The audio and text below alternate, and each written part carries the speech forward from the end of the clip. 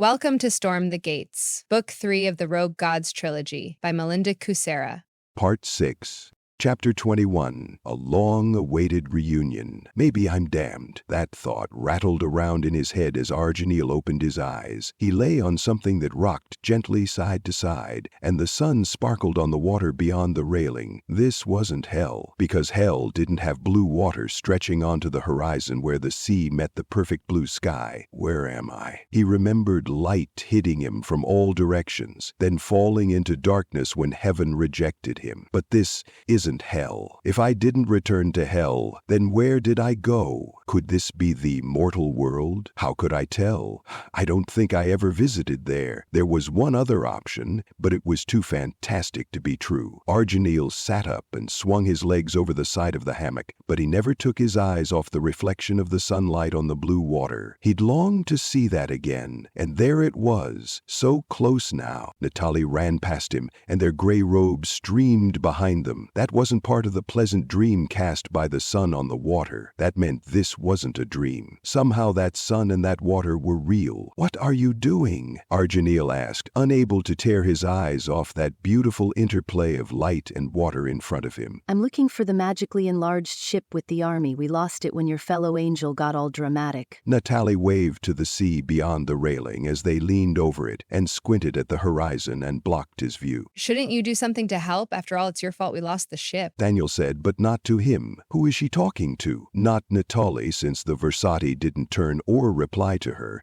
and that wasn't a question they could ignore. Arginil glanced to his right where Thaniel's voice seemed to come from, and there she stood, glaring at Azrael. He pretended to flick some lint off his sleeve. "I'm not really good at that kind of thing. It's tricky and deceptive, and I'm a straightforward kind of angel. So why don't you just call me when you find the ship, and I'll obliterate it." Azrael slammed his fist into his palm as he grinned. If you won't find the ship, then ask a dragon to pull us to shore, since this is a no-fly zone. In case you haven't noticed, there's no wind, so we can't use the sails. Danielle planted her fists on her hips, and her sword appeared sheathed at her hip, but she didn't draw it. Azrael ignored her and gazed out to sea. "I am doing something. I'm looking for that ship. So why don't you do something useful and get us a dragon to pull the ship? You have a way with them." Azrael made shooing gestures. Daniel spluttered as she opened and closed her fists like she was thinking of decking the senior angel. "I should do something before they come to blows, but I don't know how to find a dragon willing to pull this ship. Where does one even get a dragon from? Do they just hang out in the sea? Where was this sea anyway?" Arginil glanced at the white deck, and the white flecks in it sparkled in the sunlight shining down on him. But the answers to his questions weren't written on the deck. That would have helped him make sense of things. "I don't see anything off the port side," said a voice he hadn't heard in a long time. "No, he can't be here." But he was. The hammock dipped as Azariah sat beside him. Arginil tensed and gripped the edge of the hammock so his hands had something to do. "I hoped you still existed, but I didn't know if you did. Not for sure. Not until Daniel told me." Azariah waved in Thaniel's direction. Thankfully, she found some words and argued with Azrael about a dragon, so she didn't wander over to join their conversation. That was a relief because Arginil wasn't ready to deal with Azrael yet, and he would have followed her. How could he leave me under a glamour? Friends don't do things like that. But Azrael had done that. "I'm glad you still exist, too." What should he say to someone he never expected to see again? Arginil glanced at Azariah, only to find the angel staring at him like he was memorizing every detail. Azariah looked much the same, except his robes had the gold stripe at the hem and the edge of the sleeves, denoting that he was an archangel now. That made sense, since Thaniel said something about 4,000 years passing or something like that since he saw Azariah last. "What happened to your hair?" Arginil reached out to touch the curve of his smooth dark brown scalp, then stopped because that might be rude or misinterpreted. They were angels, and they could change how they looked with a thought. Arginil never cared enough to modify his own appearance, but some angels did change theirs. Before he could retract his hand, Azariah caught it and laced their fingers together. "I decided decided it was time for a change. Do you like it? Azariah caught his gaze and captured that too. Yes, it looks good on you. Arginil tried not to stare, but he couldn't tear his gaze away. Azariah's violet eyes were portholes to a vast sea where sunlight danced on the waves. You haven't changed at all. You still look the same as I remember you. Azariah touched his cheek, and his fingers slid into the dark hair covering his ear as he cupped Arginil's cheek, leaving trails of light on his illusory skin.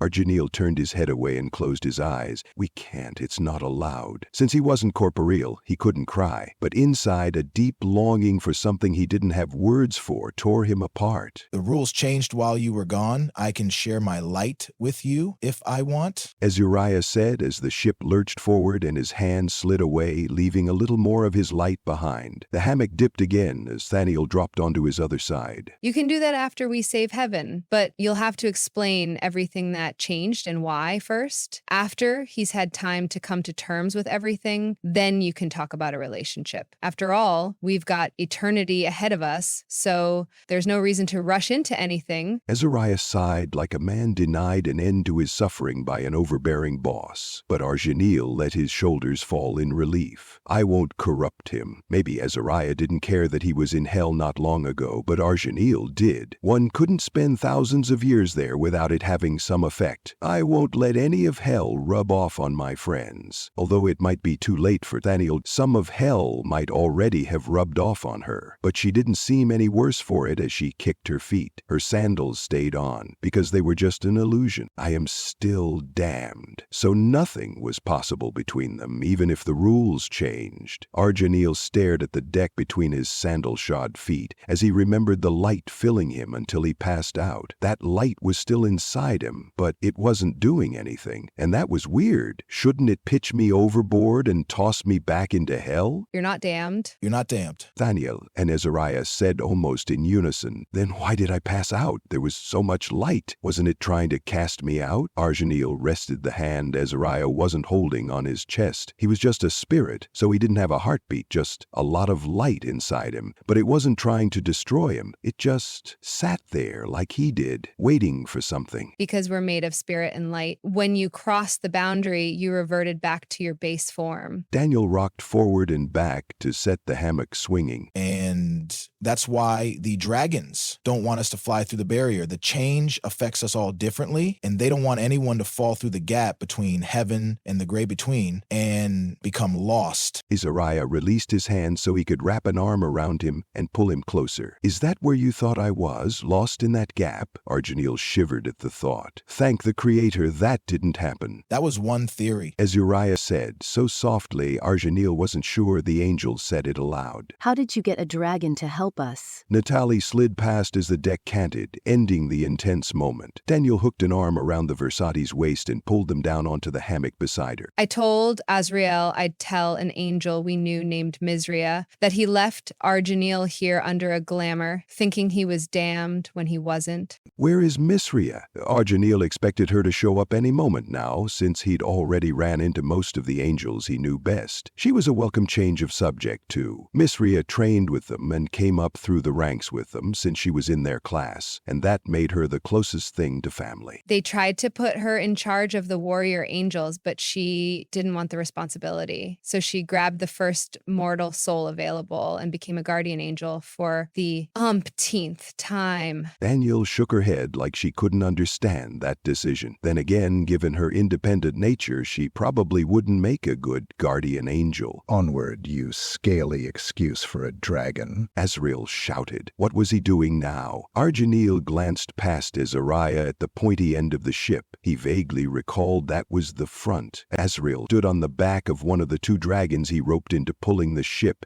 and he pulled on the leads like that would make the dragons swim faster. Smoke poured from the dragons' nostrils as they glared at him from the corner of their eyes. How long before they spat a fireball at him? Oh, for heaven's sake. I'd better get him back on board before the dragons take a bite out of him him and find out if angels really do taste like chicken. Daniel slid off the hammock and stalked toward Azrael. That's an oddly specific thing for them to wonder. Azariah shook his head, but he didn't ask why a dragon might think about such a thing. Nor did Arginil or Natalie ask either. There were some mysteries that weren't meant to be solved, and this sounded like one of them. Besides, the gates rose in the distance, and they grew as the ship shot toward them.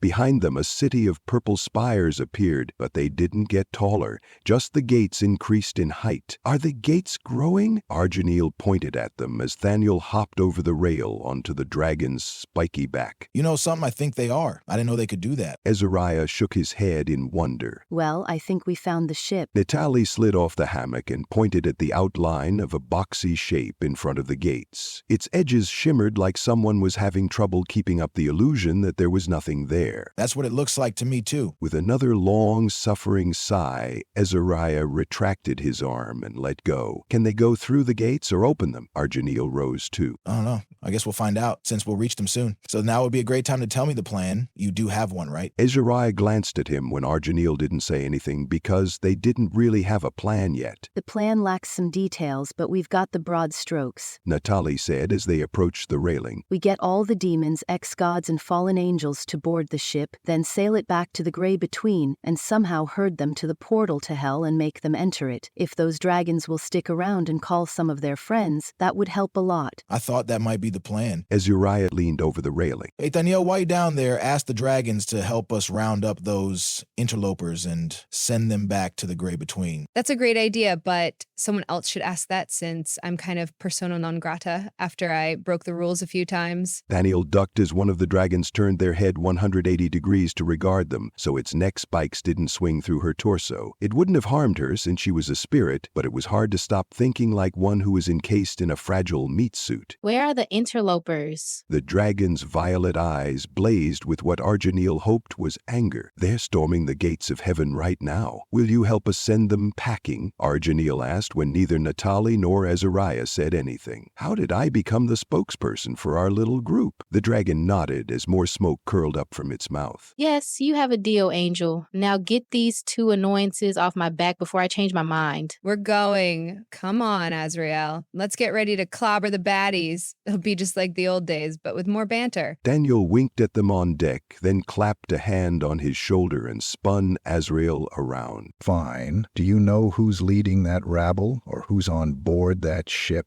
I'd like to know who I'm clobbering. Azrael jumped onto the deck and landed in a crouch. Thandiel shook her head, then swung herself over the railing and called for her armor in one fluid move. When she landed on deck, she was battle-ready. We didn't get a good look at them. You'll just have to be surprised. Natalie said, and their eyes crinkled as they grinned under their veil and enjoyed Azrael's annoyed scowl at that news. Then I'd better find out. Azrael jumped overboard again, but this time he shot skyward in an arc that would take him to the ship flickering in front of the gates like the spells that increased its size were failing. I'd better follow him. Daniel held her hand out, and the shaft of her warhammer appeared in her hands. Wait. Natalie reached for her arm to stop her. What do we do about Guerren? We last saw him before that ship sailed. If he fights against us, then we'll have no choice but to fight back. I know that's not what you want to hear. I like the guy. For an ex-god, he's entertaining, but I can't let that get in the way of protecting my home. Daniel squeezed Natalie's shoulder, and the Versati nodded. I know. I just hope it doesn't come to that. We made a pretty formidable foursome. I hoped we could do that again. Natalie stepped back and dropped their gaze to the deck. Well, you have me now. I'll be your fourth if you like. After all, I go where he does. Azariah looked right at Arginil as he rendered him speechless. Surely Ez didn't mean that. If I go back to the library, he won't follow me there, because he did want to go back there. The library called to him across the many miles. I hope it's still safe under the shield I cast over it. But Arginil wouldn't know for sure until he returned.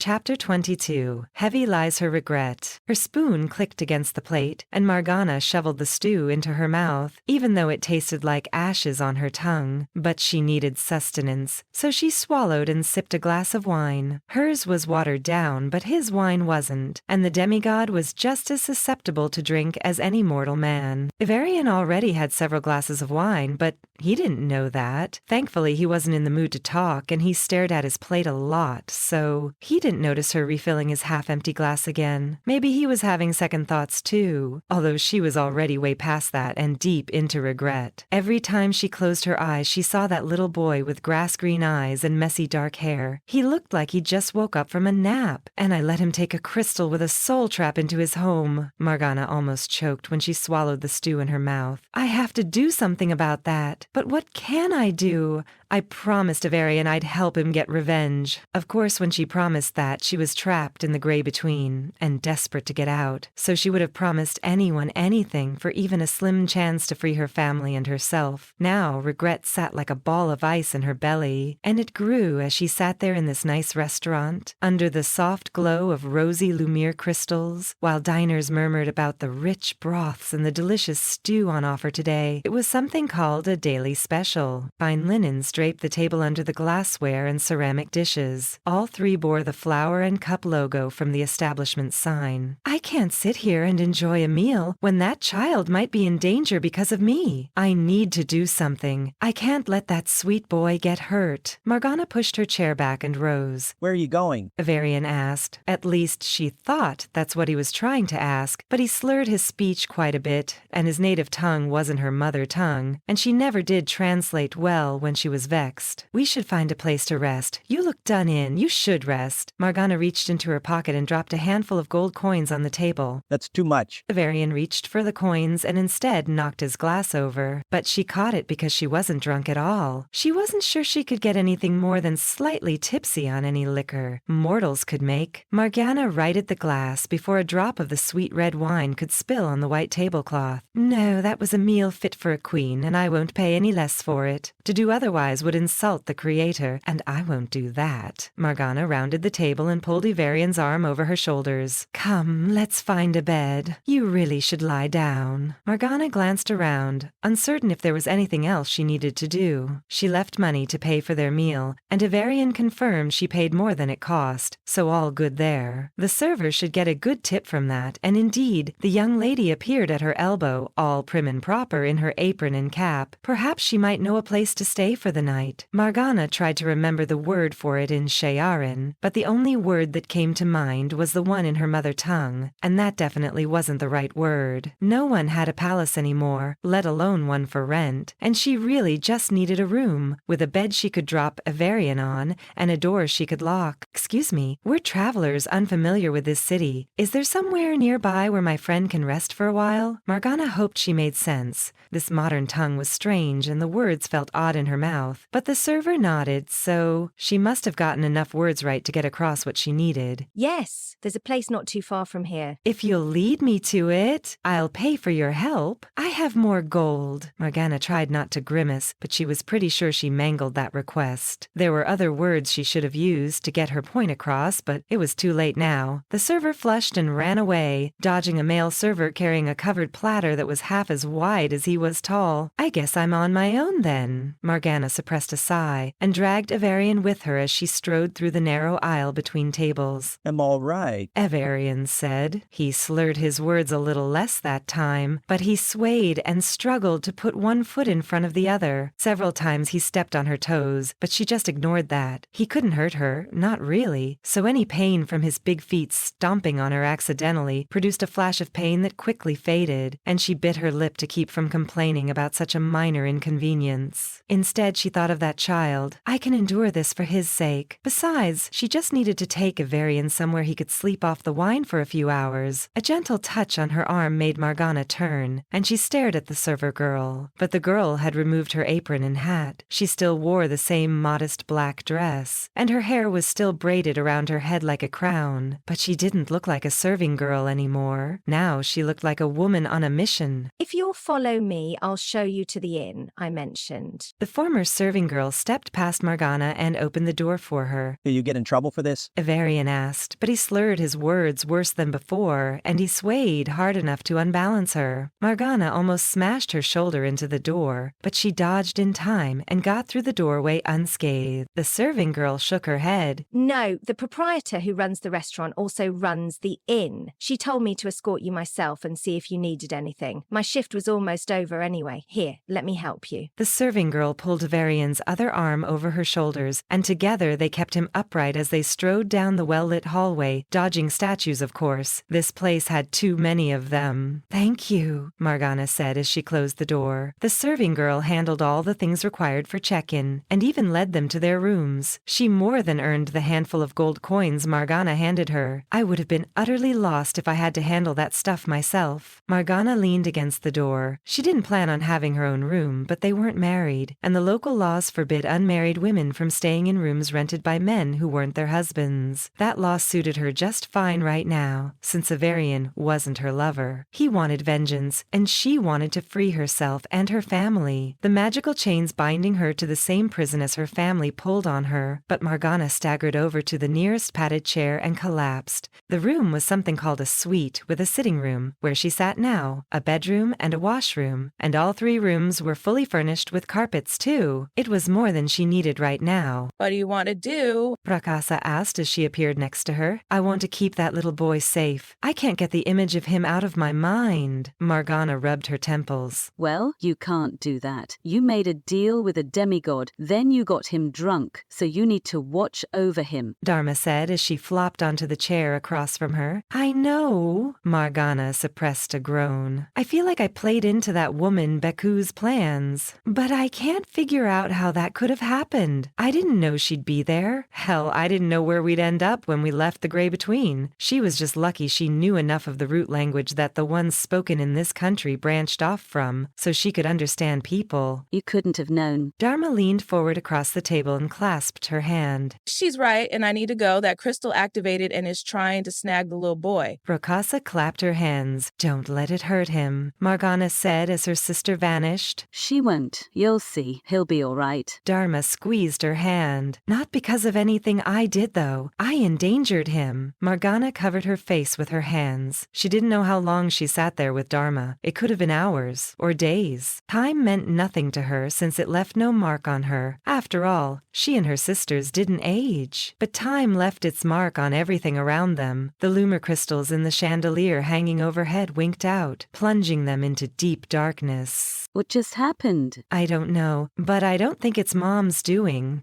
Morgana rose. "I should check on a Varian." "Don't count her out. She is dramatic, and she likes to make an entrance." Dharma was right, but this didn't feel like the entrance their mother would make if she had a choice. It just wasn't showy enough, and one needed light to see her entrance, not total darkness. "Well, I did the best I could, and he's safe for now, but it looks like you two could use some help." Prakasa said as she caught Morgana's hand. "Can you see anything in this darkness?" "Yeah, my particular gift is true sight, and that means I can see equally well in the dark, but I guess you two can't." Prakasa squeezed her hand. "You're right. I can't see a thing. I was just going to count on my gift of true actions to get me to where I need to go." But maybe she didn't need to do that. Morgana squeezed back, and the chains binding her to her prison pulled on her. "You should return to the crystal with me and let Prakasa check on Varian, since she can see in the dark and we can't. Then you can make sure the little one stays safe," Dharma said as something thudded on the carpet. "She's right. He won't even notice we switch places, trust me." Picasso let go. "And she didn't promise him anything. You did. That promise binds you, but if you're not here, then you don't have to help him with his plan." Dharma must have picked up whatever she knocked over because there was a soft click as she set something on the table. "She's right. I'm not bound by anything, so I can intervene." Prakasa said as the door creaked open. But no light spilled in, just more darkness. Did every light go out under the mountain? "Where did you leave him?" "He's in the room across the narrow hallway." Morgana pointed since Prakasa could see in the dark. "Thanks. I'll take it from here." Prakasa said as the door creaked, then closed with a soft thud. "Come on, you need to rest, and I need to update our sisters." Dharma caught her arm instead of her hand, but it was still comforting to feel that someone else was here, in the dark with her. All right. Morgana let go, and the magical chains that caught her so long ago pulled her back to the same prison her mother was caught in. But Mom was somewhere else, in the crystalline labyrinth that formed around her. Thankfully, it glowed softly so she could see Dharma ahead of her. "I'll see you soon, Mom, and I'll hug you once for every time this damned prison prevented me from hugging you."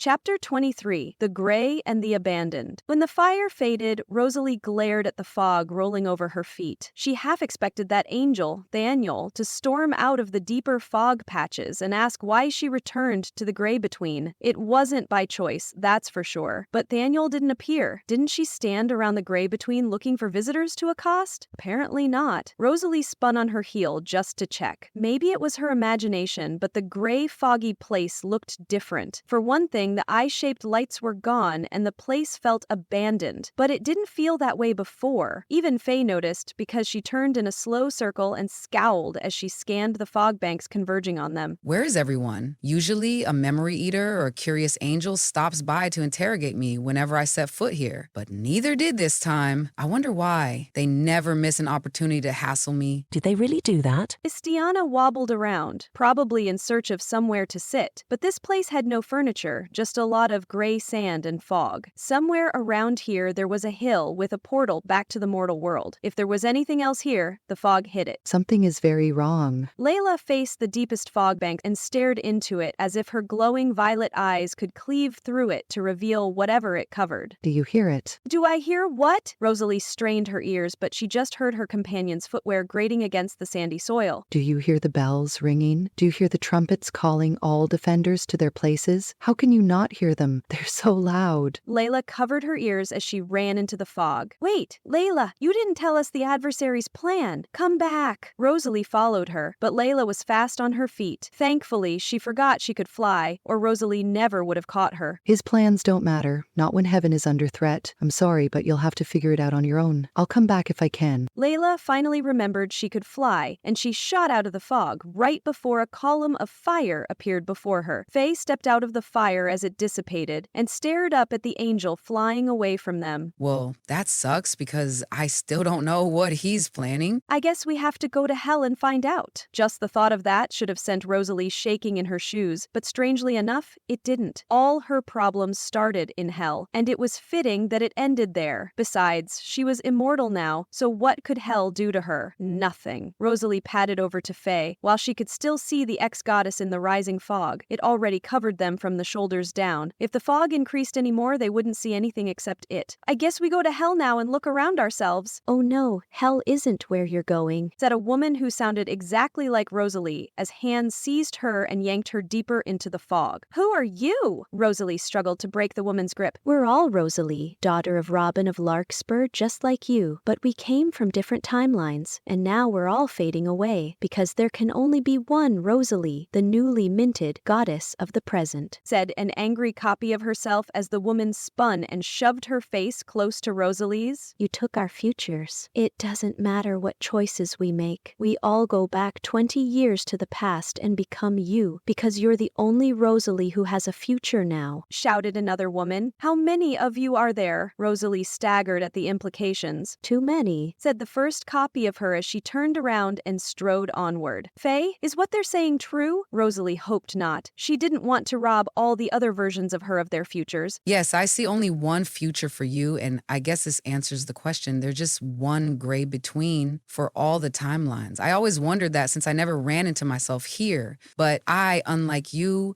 there's probably only one timeline for me, so that would explain why I never met myself. Faye snuffed out the flame she conjured, since she didn't need it anymore. What do I do now? Rosalie hoped the ex-goddess would rescue her, but Faye made no move to do anything of the sort. More women who looked like Rosalie appeared in the fog as they ringed her. Don't you want to know why Pristina targeted us? Asked the lead copy of her, and the one squeezing her wrist like she meant to break it if she didn't like her reply. I do, but I need to find out what the adversary's plan is and stop him from sending demons all over the place to collect time crystals. That's a little more pressing than finding out why Pristina targeted us. At least it was to Rosalie, but the versions of her from the other timelines scowled like that wasn't the answer they wanted. Well, that was too bad. Not everyone got what they wanted in life or death. Sometimes one had to grin and bear it until things changed, and sometimes one could do something to fix their predicament. Rosalie searched for words to convince her other selves that this was one of those rare instances where one could grab destiny by its horns and steer it to a better end for all. Faye tilted her head to one side as she considered their predicament. I think you should go with them. What about the adversary and his plans and those teleporting demons? Why didn't Faye see they were a threat? Rosalie twisted her arm and hoped that would twist her captor's arm and force force her to let go. Faye shrugged. Leave that to me. Can you take him on by yourself? Rosalie studied the petite ex-goddess. She didn't look strong enough to take anyone on. Faye was thin enough that the fog could probably push her over if she stood there long enough. Sure, I've got nothing better to do, and now I'm curious about his plans. Good luck with your other selves. I'll check on you when I return. With that, Faye spun on her heel and vanished into the fog, leaving Rosalie alone with more copies of herself than she could see thanks to the thickening fog. So how do you want to do this? Rosalie untwisted her arm and let it hang loosely in her captor's grip. There was no point in struggling since she was outnumbered, surrounded, and two women held her arms, keeping her from going anywhere. Not that there was anywhere to go. Rosalie didn't know where the portal to the mortal world was in this place, or if Christina's time crystal came with the ability to teleport like Faye did. Now wasn't a good time to test that either. She was stuck until her other selves released her, so she might as well hear them out.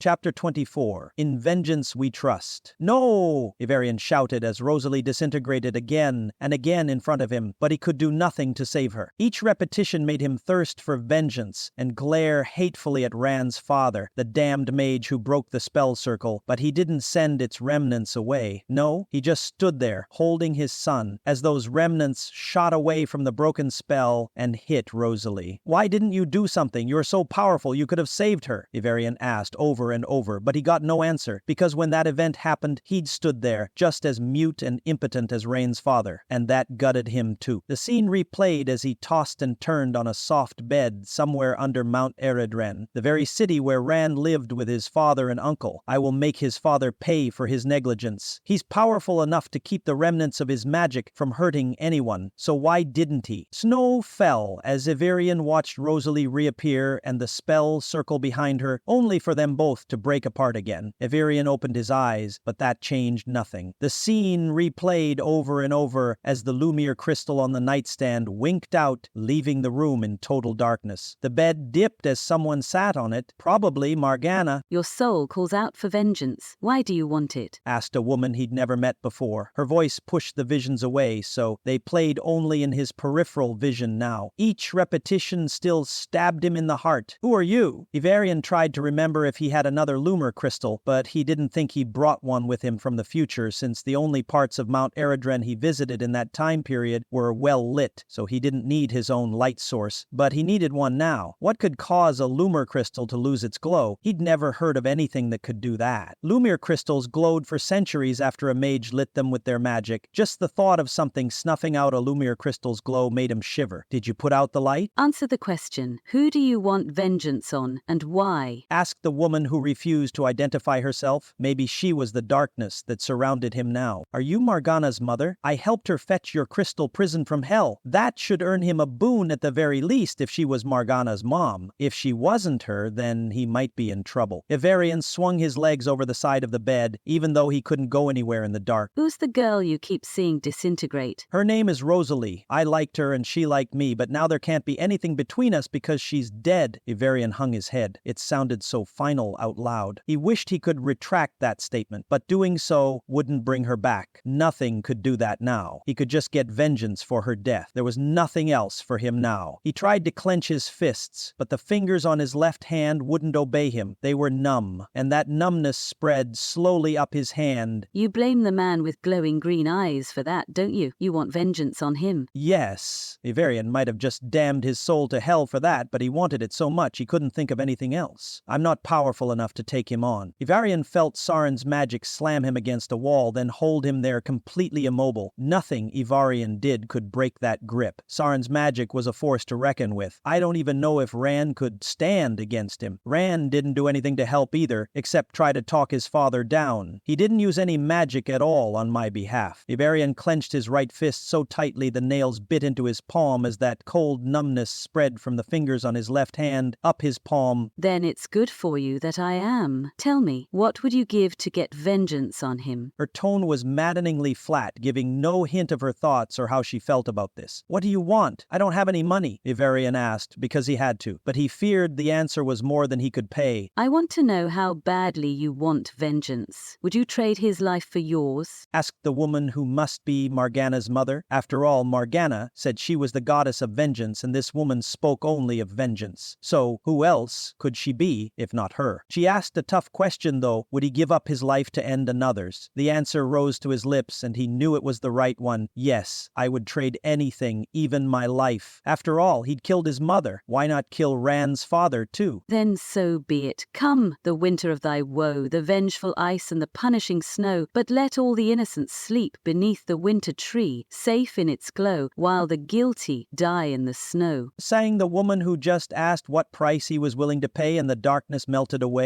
before he could ask any more questions. A few feet away, a tall man with dark hair lay on the snow like he'd just landed there. Maybe the woman brought him here. If so, then he must be Rand's father. Where was she? I told her I'm no match for Sarn, and she said she was. So where is she? Maybe he needed to show her he was worthy of help. How do I do that? The fellow got his bearings and pushed up to his knees, making his face visible finally, and he looked like Rand except for the thin scar running down the left side of his face from the corner of his eye. Rand had no scars, or not any that were visible. Plus, this man didn't have Rand's ready smile. Instead, he had a scowl ready and piercing eyes that glowed white. But Rand's father's eyes should be green, not white. Other things were subtly wrong about him, too. This man who looked like Rand was a few years older and taller and more muscular than the man who broke the spell circle and killed Rosalie. For a moment, fear seized his heart and squeezed. Did the woman grab the wrong man? An apology sprang to his lips until distrust, suspicion, and anger settled on the man's face and concentrated around his glowing eyes instead of recognition. That must be Sarn, kneeling in the snow, not Rand. Thank God Rand wasn't there, just his father. Relief washed through Avarian. I waited a long time for this. It felt that way to Avarian since he went to the Grey Between, then to Hell, then back to the Grey Between, then to the mortal world where there were further complications thanks to Biku before he could arrive here. Who are you?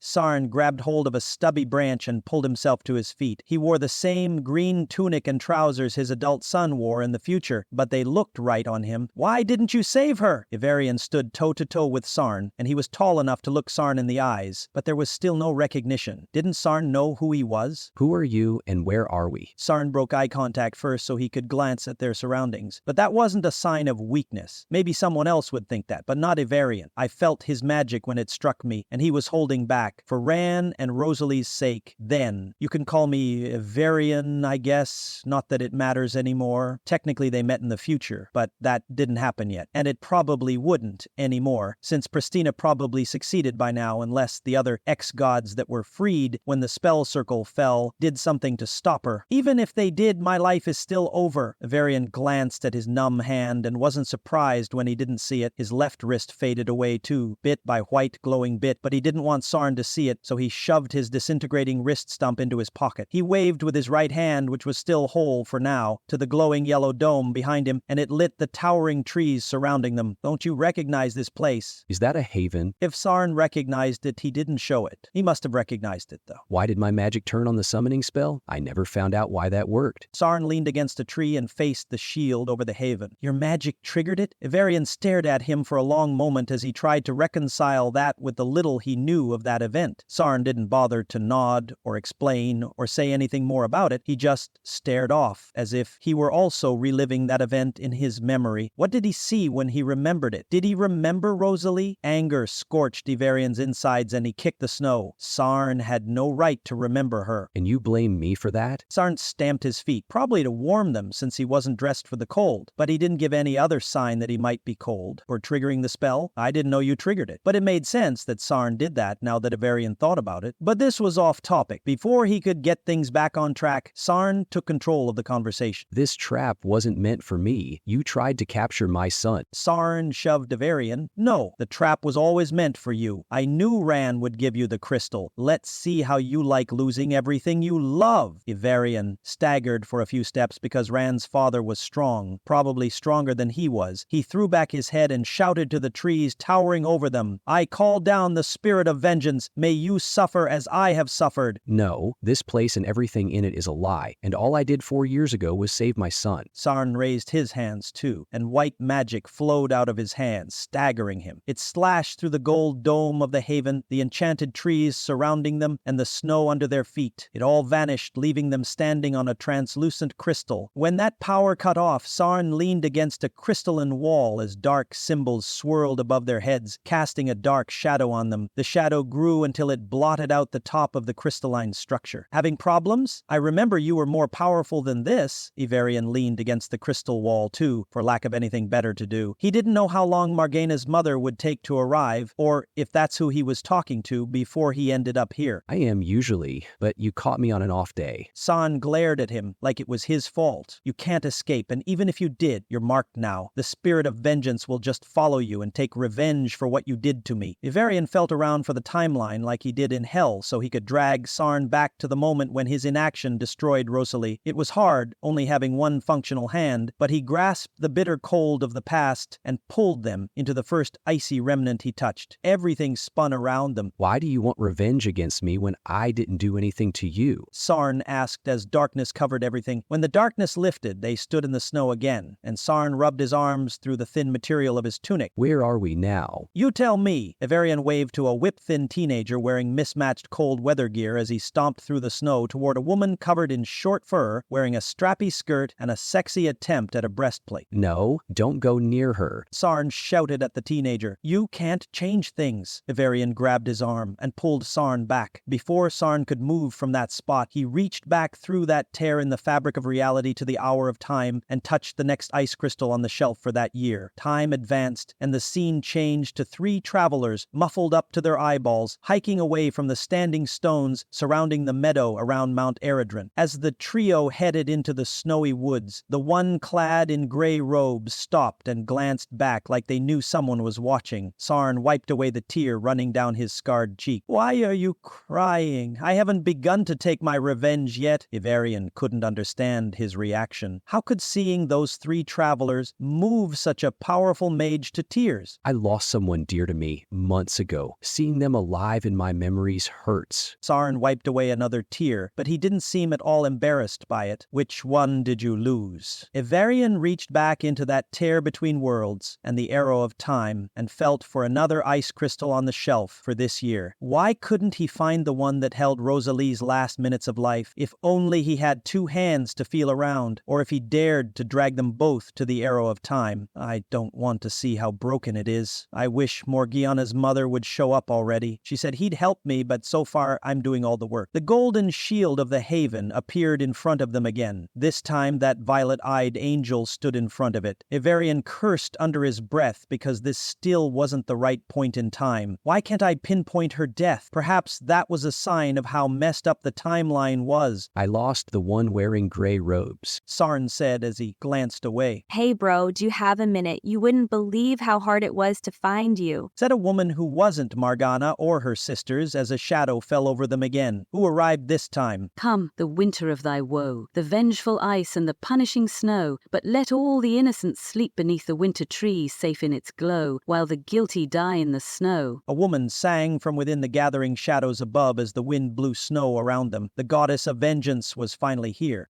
You've been listening to Storm the Gates, Book 3 of the Rogue Gods Trilogy by Melinda Kucsera. Subscribe to the channel so you'll be notified when the next part publishes. The Rogue Gods Trilogy is available as an ebook and paperback, and now a full cast audiobook. Click the link in the description to order your copy. If you love the Rogue Gods Trilogy, then you'll love Melinda's other epic fantasy adventure books too. They're just as full of magic and mayhem and characters who will do anything to achieve their goals. Check them out at the link in the description, and while you're there, sign up for her newsletter so her characters can talk directly to you. Thank you for listening.